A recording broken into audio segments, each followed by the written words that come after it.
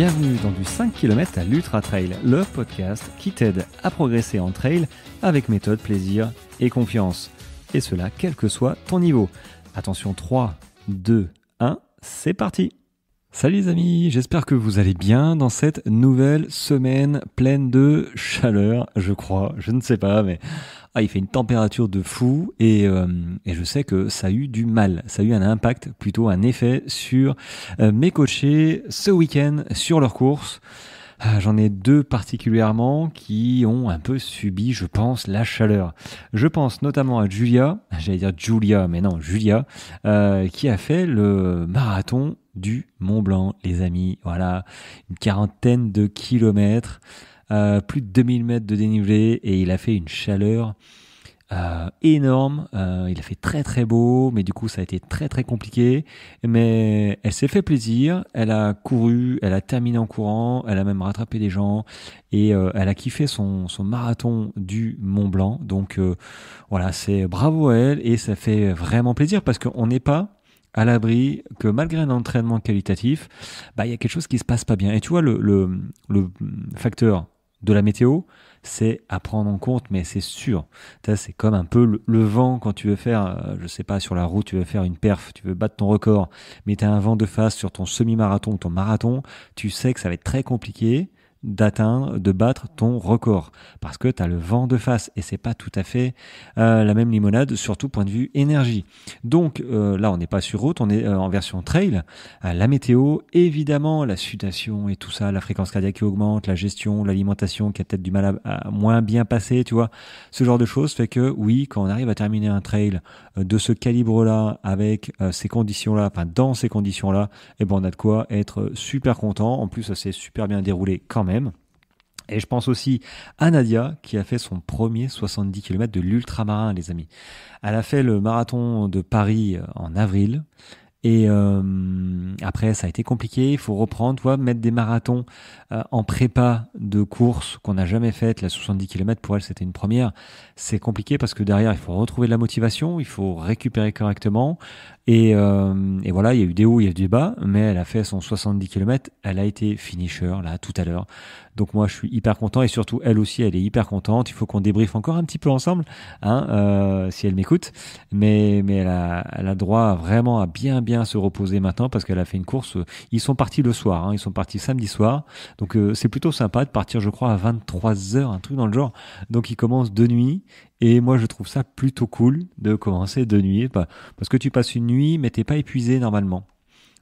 Normalement, t'es pas épuisé, si t'as pas couru toute la journée, t'as essayé de te reposer un peu. Bon, voilà. Mais je trouve ça cool. Donc, bravo à elles qui ont fait deux formats différents, mais deux satisfactions identiques. Et c'est vraiment cool. J'attends leurs photos, photos de leurs médailles. Moi, j'aime bien les médailles. J'espère qu'elles vont me dire qu'elles en avaient quand même. Ouais, sur le marathon du Mont Blanc, il y en a, et sur l'ultramarin, il me semble qu'il y en a aussi. Vraiment. Et peut-être pas en bois. Encore que celle du marathon, pas du Mont Calme, pardon, du Mont Blanc. Je sais pas si c'est pas en bois. Faudrait que, qu'elle me dise. Donc voilà. Alors, bon, ça c'était les félicitations. Maintenant, de quoi j'ai envie de te parler? Écoute, j'ai envie de te parler. Alors, j'ai envie de te donner plutôt 3 conseils pour calibrer correctement tes entraînements. Ton entraînement global. Si tu prépares une course, comment calibrer, comment savoir qu'on en fait trop ou pas assez? Il y a, il y a des erreurs, mais je vais pas te donner des erreurs, je vais te donner des conseils. Ok, par rapport à des erreurs, je te l'accorde, mais c'est plutôt 3 conseils. Le premier conseil, et c'est ce que je vais donner au cours des 2 mois dans l'été trail. Donc je t'encourage à t'abonner à l'été trail pour juste 2 mois, 2 mois éphémères. Après je ferme tout et on refera une autre chose derrière. Il n'y a pas de problème. Mais dans l'été trail, voilà, moi je vais donner tout plein de conseils, notamment. Alors je vais le donner là dans le podcast, mais après je vais faire une vidéo, je pense, et en dire beaucoup plus. Comment calibrer ton entraînement en trail, en trail ou sur route, mais là je vais parler plutôt en version trail running. Alors moi j'ai envie de te dire, le premier conseil c'est d'adapter ta charge d'entraînement à ton niveau réel et pas ton objectif. Parce que j'en vois quand même pas mal qui me disent ah j'ai un X kilomètres dans 6 mois, voilà et je sais pas si je vais y arriver. Et quand je creuse un petit peu, je dis bah t'as commencé à courir quand machin, bah j'ai commencé à courir il y a 3 mois. Bah ouais, c'est sûr peut-être un 20 km trail avec 800 mètres de dénivelé quand on a commencé il y a 3 mois. Bon, ça peut être compliqué si on n'a pas déjà un côté sportif, mais même si on a un côté sportif, bon, ça peut être compliqué. Moi, la question que j'ai envie de donner, de te poser, hein, c'est combien de temps tu penses pouvoir courir sans te sentir vidé par la suite. Donc ça, c'est en version entraînement. Combien de temps tu penses que tu peux courir sans être claqué après? Si tu n'as jamais couru plus d'1h30 en nature, et que ta course, bah, finalement, elle va t'amener à 2 heures, 2 heures et demie, bah, ça peut être un problème d'entraînement, de progressivité, de capacité, tout simplement. Si 1 heure et demie pour toi, derrière, t'es mort, ta course, ça va faire plus de 2 heures, 2 heures et demie avec du dénivelé, c'est certain, tu vas subir. Donc, essayez de vous projeter sur combien de temps je pense mettre. Alors, il suffit de regarder les classements de la course précédente, de l'année précédente. Hein. Tu regardes le classement moyen, tu regardes à peu près où tu penses être, hein, vers le, je sais pas, peut-être la moitié ou les 2 tiers ou voilà du classement, et tu regardes un petit peu combien de temps ils ont mis. Ça va te donner une indication sur, ok, c'est peut-être un petit peu too much par rapport à ma capacité actuelle, par rapport à en fait mon temps d'entraînement que je peux accorder. Ça aussi, ça a son importance. Donc il faut absolument te laisser le temps de mettre en place mais oui, de la progressivité qui va avec la régularité. Voilà, ça c'est les deux, j'ai envie de dire, piliers, si je dois dire le mot pilier, mais progressivité va avec régularité, donc être régulier dans la progressivité.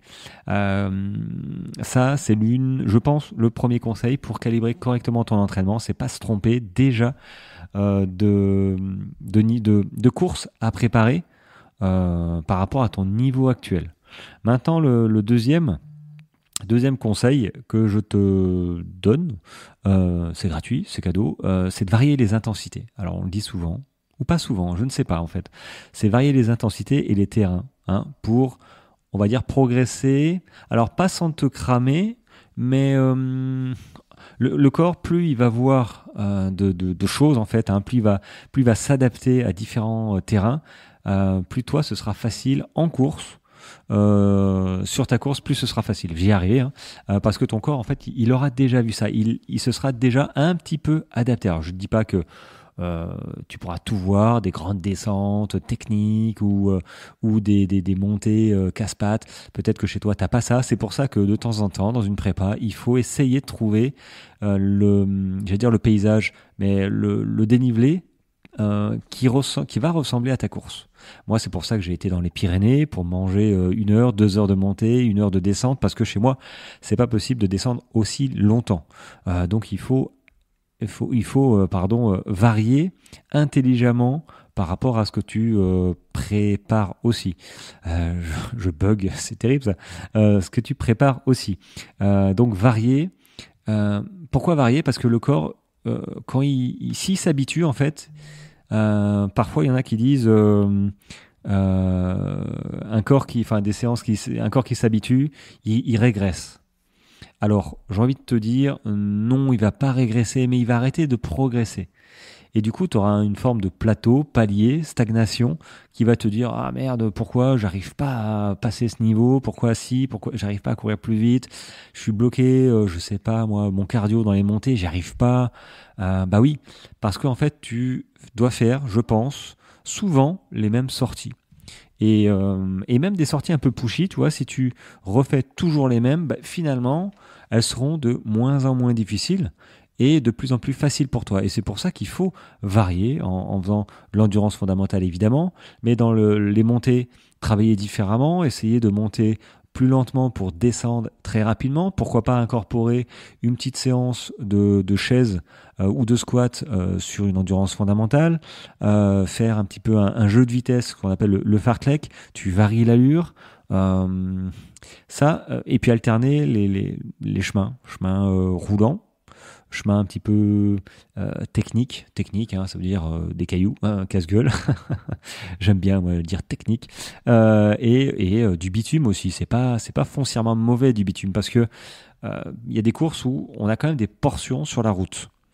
Et si t'es franchement pas habitué à courir sur la route et que ça dure trop longtemps, il y a je pense, tes tendons d'Achille qui vont commencer un petit peu à couiner. Et bon, ce serait dommage. Donc, varier l'intensité, varier les séances pour éviter que le corps stagne tout simplement. Maintenant, le troisième conseil, les amis, pour gérer au mieux ses entraînements, sa charge d'entraînement, c'est d'intégrer des cycles de récupération pour durer et éviter les blessures.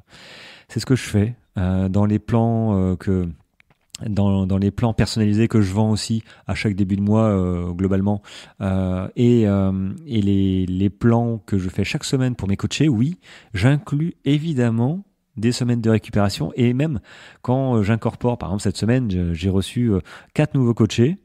Et je peux te dire qu'il y en a un ou deux, je leur ai dit pop, la semaine prochaine, tu vas récupérer. Alors, ils viennent de commencer avec moi, mais ils commencent par une semaine de récupération. Pourquoi ? Parce que quand j'ai vu les semaines précédentes de course à pied, d'entraînement, sur Nolio notamment, j'ai vu, que en fait, ils étaient pas épuisés, mais ils commençaient à être très fatigués parce qu'ils enchaînent trop. Ils enchaînent trop vite, trop longtemps, trop souvent. Ils se laissent pas une journée ou deux de récup après une grosse sortie, mais c'est pas assez parce que derrière ils recourent vite. Enfin bon, bref, c'est le bordel. Donc je leur impose une semaine de récup. Et moi, je te conseille de regarder ça une fois par mois. Tu t'accordes une semaine de récupération. Alors, une semaine de récupération, hein, c'est pas aller à la plage et glander. Hein. C'est globalement, si tu fais 4 sorties, peut-être que tu en fais 3. Et sur les 3, tu te mets pas une séance de côte de la mort qui tue. Tu te mets pas une sortie longue de la mort qui tue aussi. Tu peux faire une sortie longue si tu as l'habitude de 2 heures, 2 heures et demie. Tu peux te mettre une sortie longue d'1 heure et demie, ça suffit. Pour te faire plaisir, te régénérer. Toi, ok, mentalement, ça fait du bien, mais c'est surtout physiquement. Les tendons, ligaments, les tissus musculaires, ils se reconstruisent et derrière, bim, on peut remettre de la charge progressive. Mais ça, on n'y pense pas quand on commence, ou même au bout d'un an ou deux, parce que pourquoi on y penserait on structure pas vraiment ses entraînements parce qu'on n'a pas que ça à faire. Donc c'est mon job de structurer ça. Et je t'assure que si tu mets pas une semaine de récup de temps en temps, tu vas lâcher l'affaire. Soit te blesser, soit lâcher l'affaire gentiment. Donc voilà, c'était mes petits conseils, mais très importants, conseils pour essayer de bien calibrer ton volume, on va dire, d'entraînement, ta façon de t'entraîner de mois en mois, de semaine en semaine, pour être vraiment OK sur ta course, si c'est ton objectif. Voilà. Écoute, moi, ça m'a fait plaisir de commencer la semaine avec 3 conseils comme ça qui sont, je trouve, qui sont très pratico-pratiques. Sincèrement, si tu penses-y, essaye de réfléchir à tout ça, de mettre en place à tout ça, de garder à l'esprit en fait tout ça quand tu vas commencer à avoir un objectif et te dire ok, comment je peux faire pour ne pas me cramer, ne pas me blesser, mais progresser quand même et arriver le plus fit sur ma course. Enfin, fit, je m'entends, le plus près sur ma course. Voilà. Et si tu as un doute, t'hésites pas. Hein, tu peux déjà me poser une question. Je réponds normalement à toutes les questions. Et puis 2, si tu as besoin que je t'accompagne, que je te coach pour t'amener là où tu as envie d'être amené sans te blesser en fait, avec la certitude, quasi-certitude, même si on peut pas tout prévoir à l'avance évidemment, mais quasi-certitude que oui, tu vas échapper à 99% de chances de te blesser durant une préparation et tu vas arriver comme Nadia, comme Julia ce week-end, à réussir à faire des 70 km, à réussir à faire des 42 km du Mont Blanc. Enfin, je veux dire, le marathon du Mont Blanc, c'est pas la petite course du coin, quoi. C'est chaud. Hein. Donc voilà, si tu sens que tu as besoin de structure, écoute, Tu cliques sur le lien dans la description de l'épisode, tu prends rendez-vous et on commence direct. Je te poserai des questions évidemment. Et puis si tu sens que tu n'as pas besoin de ça, mais juste d'avoir de bons conseils pour le prix de 2 paires de chaussettes, écoute, moi je te promets, je t'invite, je vais y arriver aussi, à cliquer sur le lien dans la description de cet épisode pour faire partie de l'été trail avec moi et d'autres. On sera une petite classe de 20 élèves, j'allais dire. Mais oui, parce que une fois que ça a démarré, alors ça démarre le 1er, donc c'est mardi, donc demain pour toi, au moment où sort cet épisode, le mardi 1er juillet, le 5 juillet, fin des inscriptions. Et là, il n'y aura plus d'inscription, on sera en comité restreint et ça va être top parce que tout le monde va apprendre à se connaître et on pourra partager tout plein de trucs et je pourrai vous partager tout plein de trucs. Donc, je t'encourage à faire partie de cette aventure si tu te sens un petit peu perdu, si tu as envie de progresser, d'être prêt aussi dès la rentrée. Parce que dès la rentrée, il y a quand même des choses qui se passent, il y a des objectifs aussi vers octobre, novembre, décembre. Voilà, je pense à la Saint-Élion, je pense Grand Raid des Cathares, je pense à tout plein de courses connues et méconnues. Voilà, bon allez, j'arrête de prendre le micro. Je vais te souhaiter une très belle journée. Peut-être que je te dis à très vite dans l'été trail. Et puis voilà, tout simplement. Allez, bonne journée à toi. Ciao, ciao.